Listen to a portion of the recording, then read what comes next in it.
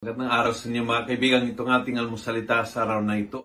Ang ebanghelyo natin ngayon ay John 20:24-29. Sabi ng ebanghelyo, Thomas said, "You are my Lord and my God." Jesus replied, "You believe because you see me, don't you?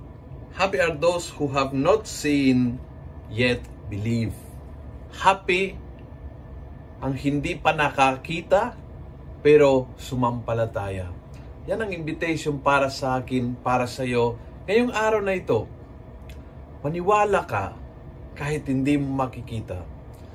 You already claim, you already celebrate victory kahit hindi pa nanalo. You already go to work knowing that you will be blessed kahit yung dinadaanan ngayon ay financial problems sa company. You start your studies knowing na magiging matagumpay ka kahit sa ngayon nagsistruggle ka.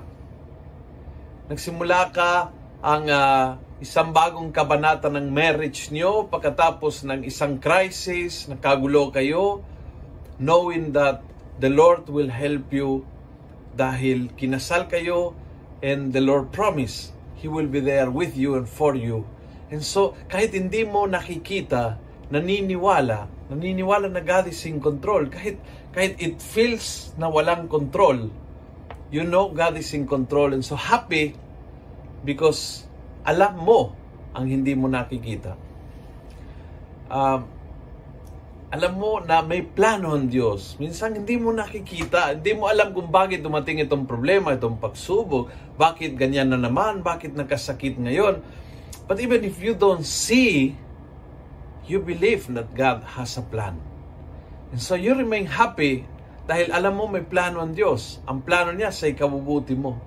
And so you walk beyond yung what you can see. Maraming bagay kasi hindi mo makikita agad para saang ito, hindi mo makita kung bakit itong problema ito.